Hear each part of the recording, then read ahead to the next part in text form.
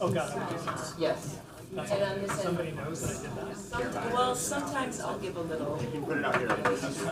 how about like, yeah, it went away. So it's, because we don't have lights that can. Welcome everyone to the regular meeting of the Minneapolis Planning Commission for July 7th, 2025. My name is Chris Meyer and I'm chair of the commission.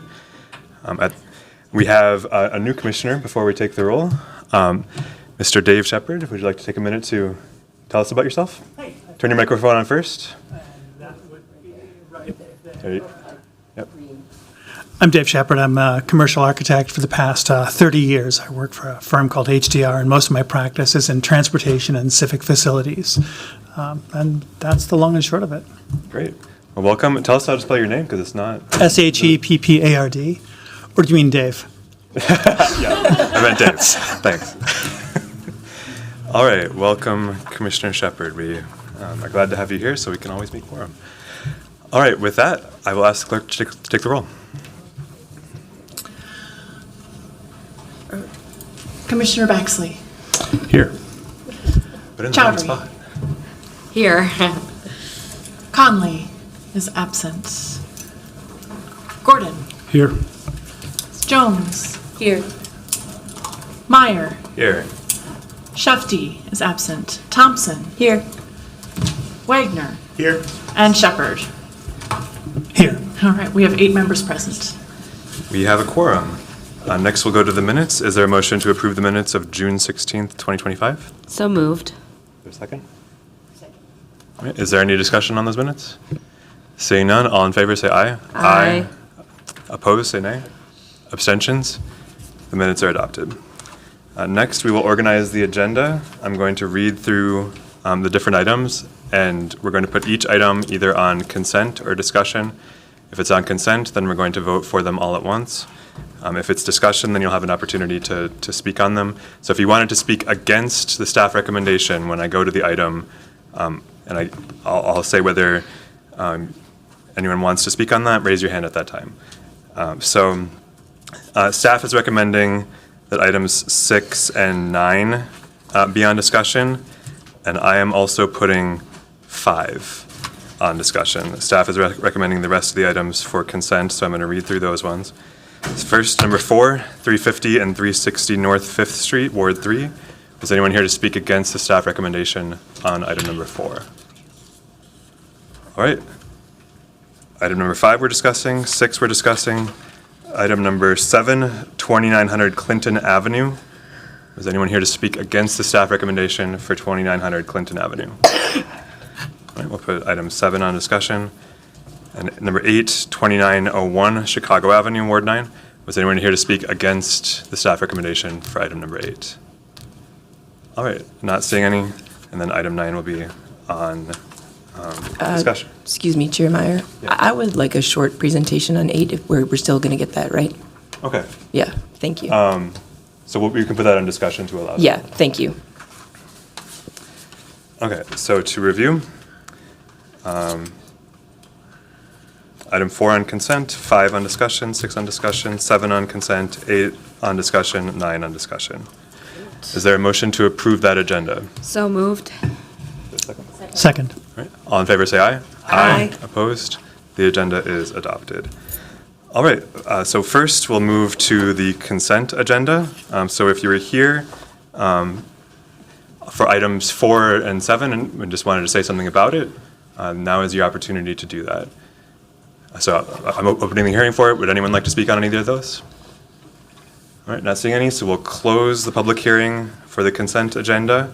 Is there a motion to adopt, or is there any discussion from commissioners? Commissioner Chowdhury? You had your light on, sorry. Anyone else have discussion? All right, seeing none, all in favor of the consent agenda, say aye. Aye. Aye. Any abstentions or anyone against? The consent agenda is adopted. All right, so we'll move to our first discussion item, item number 5. Staff is Hillary Dvorak.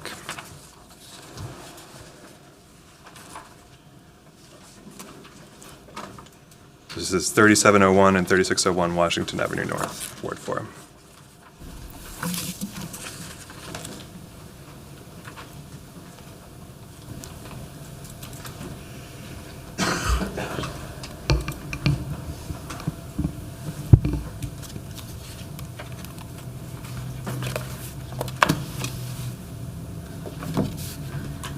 Okay, good afternoon, Commissioners. I'm Hillary DeVarca, Principal City Planner in the Land Use Design and Preservation section.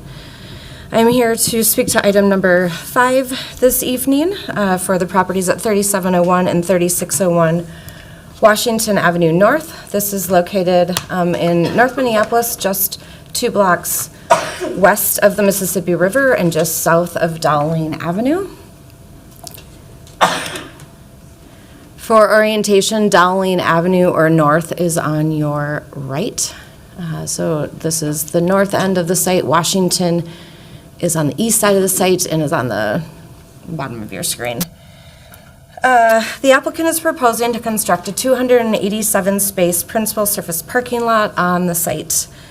The parking lot would be divided into two zones. The southern zone would be used for ride sharing and would have 74 parking spaces, and the northern zone would be used for paid parking and would have 213 parking spaces.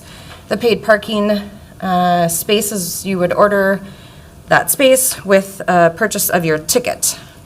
And I should probably back up and say that this project is for the Community Performing Arts Center, or the CPAC, which is located at 3501, or will be located at 3501 West River Road North. That project was approved by the Planning Commission back in June of '23, and they will be looking to be pulling their building permits this year with opening in spring of '27. And so this parking lot, both the ride share and the paid parking lot, supports the Community Performing Arts Center that has already been approved by the Planning Commission and the City Council. And so this is parking that supports that use.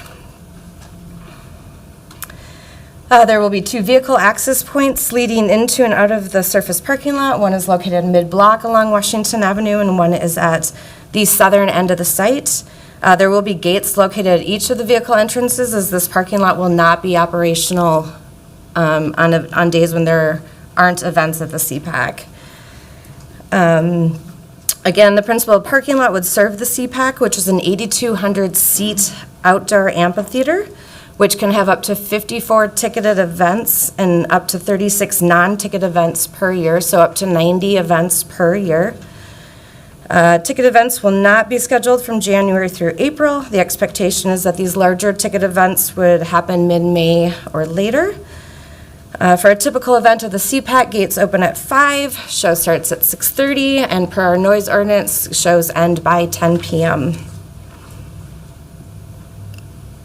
As part of the development of the CPAC, the applicant is required to develop an event transportation management plan, or an ETMP. The purpose of the ETMP is to define the transportation needs and strategies that will be used to manage travel to and from the CPAC and limit traffic impacts on the surrounding neighborhoods. The draft ETMP was included in your report attachments. The strategies identified in the ETMP will be refined as the development approaches completion, which will serve as a manual for event day operations. Even after the CPAC opens, the ETMP will be monitored by the applicant, the City of Minneapolis, and the Park Board, and the ETMP will be adjusted as needed. So for some background, the city and the Park Board and the CPAC have all been working with United Properties on the development of the Upper Harbor, a larger 53-acre site. So this is one parcel of that larger site. The ETMP will need to be approved by both CPED and the Public Works Department before the certificate of occupancy is issued for the CPAC.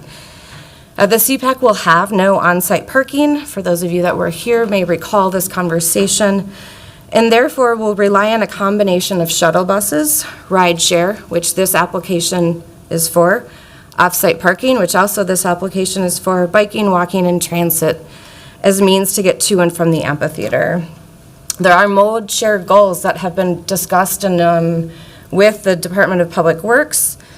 And you can see those mold share goals for the different ways in which one will get to the amphitheater. The rideshare parking area will accommodate 74 vehicles. The ETMP projects that approximately 38% or approximately 3,000 guests will arrive via rideshare. And so those 74 parking spaces are going to turn over and over and over again leading up to the event. And then they will turn over and over again at the end of the event. The paid parking area will accommodate 213 vehicles. If each vehicle is occupied by at least 2 people, which we would hope that would be, if not more, this is approximately 5% of the overall guests. The parking lot, I'm going to go up one. The parking lot is located approximately 1/3 of a mile from the CPAC. I am going to see if I can do this, and I'm going to get you a little closer.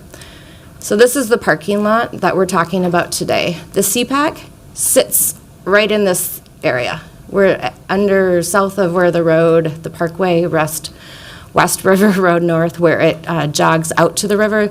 So that amphitheater is going to be sitting right here. So just so for those of you who weren't here when we did the amphitheater, if you do rideshare down here, or if you pay up here, there will be traffic control agents here on event days, several of them getting people in traffic and cars to where they need to be. People will walk up Washington to Dowling, cross Dowling at the stop traffic lights with our traffic control agents, and then down West River Road. Main entrance to the CPAC is at the north end right here. So that is the path that one would travel if you ride via rideshare or if you arrive and have paid for a parking spot in that lot.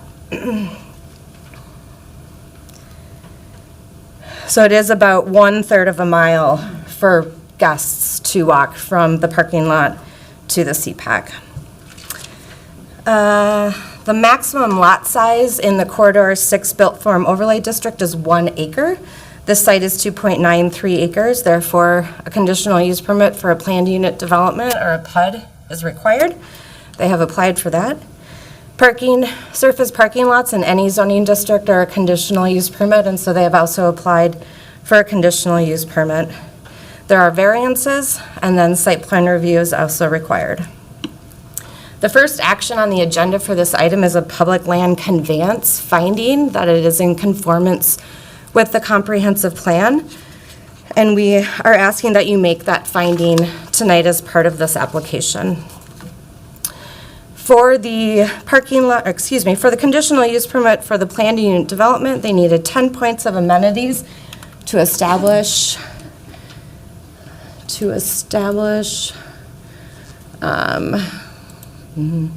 oops, okay, sorry. Here we go, okay. I'm gonna start over on this one. That's what I do when I can't figure it out. We'll just start over. Okay, there we go. I'm gonna go to the landscape plan. I don't know if you guys can see that. While you're looking to that, Hillary, one of my questions was going to be to help us understand the pedestrian improvements, the 8 points that they're getting for that. So if you can highlight that, that'd be great. Sure. Yes, so they needed 10 points to establish the PUD. We are recommending 16 points. There is also some rationale and thinking behind those additional points is that they are going to be seeking a sign plan for the site to advertise the use. And so those additional points, those 6 additional points, 5 would be needed for signs, so they would already have the points. That still would come back to all of you to see the signs, but the points are already there. And I can just say from working with developers over the years for planned unit developments, it's much easier to put the points or the amenities in from the start than try to retrofit and say put in stormwater management at the tail end of something, or years later to amend it for signs. So that is the rationale for having more points on the record, if you will, for this use, saving those for the future for signs. They're proposing an art feature, and I am going to just sit down to show you this because of the mouse.